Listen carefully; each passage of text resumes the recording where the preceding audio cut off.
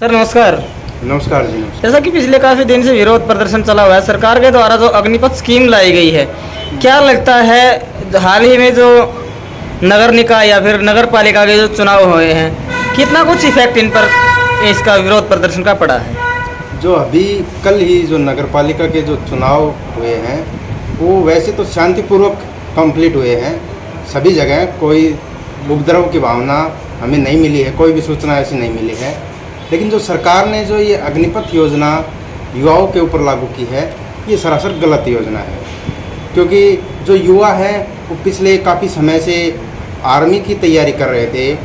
Army की जो तैयारी होती है उसके लिए युवाओं को 3 से 4 साल रेस की तैयारी करनी होती है।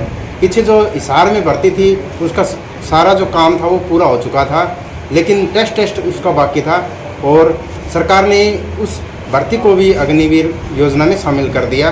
तो ये बिल्कुल सरासर गलत है। कुछ हद तक देखा जाए तो सही भी है योजना, लेकिन सरकार को इस योजना के साथ साथ रेगुलर भर्ती पर भी ध्यान देना चाहिए।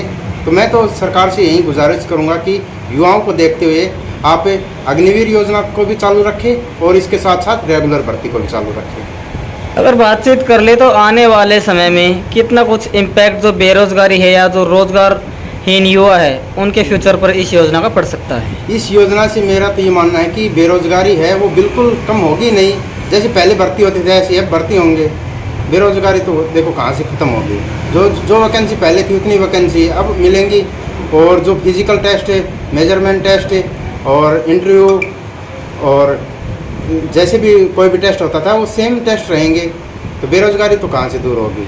तो कहीं ना कहीं आपको लगता है कि जो अग्निपथ योजना सरकार के द्वारा लाई गई है वो युवाओं की बेरोजगारी को दूर करने में मतलब कारगर साबित नहीं होगी? नहीं, बिल्कुल कारगर साबित नहीं होगी। ये सरकार को डुबाने में कारगर साबित होगी और कुछ भी इस योजना से फायदा सरकार को होने वाला नहीं है और ना ही युवाओं को। नहीं होगा। ठीक।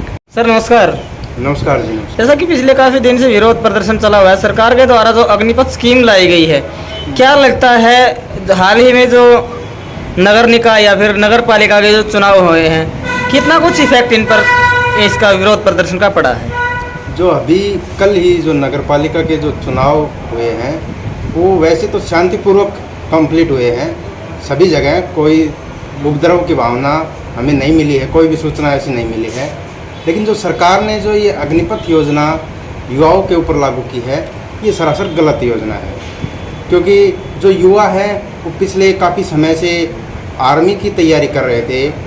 आर्मी की जो तैयारी होती है उसके लिए युवाओं को 3 से 4 साल रेस की तैयारी करनी होती है।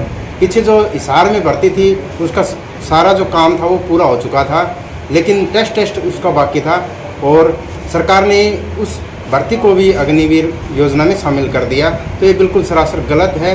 कुछ हद तक देखा जाए तो सही भी है योजना, लेकिन सरकार को इस योजना के साथ साथ रेगुलर भर्ती पर भी ध्यान देना चाहिए।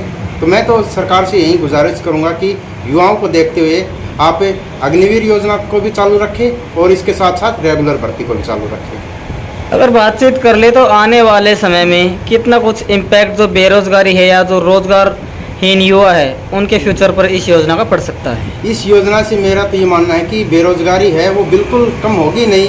जैसे पहले भर्ती होती थी ऐसे अब भर्ती होंगे। बेरोजगारी तो देखो कहाँ से ख़त्म होगी। जो वैकेंसी पहले थी उतनी वैकेंसी अब मिलेंगी। और जो फिजिकल टेस्ट है, मेजरमेंट टेस्ट है और इंटरव्यू और जैसे भी कोई भी टेस्ट होता था वो सेम टेस्ट रहेंगे। तो बेरोजगारी तो कहाँ से दूर होगी।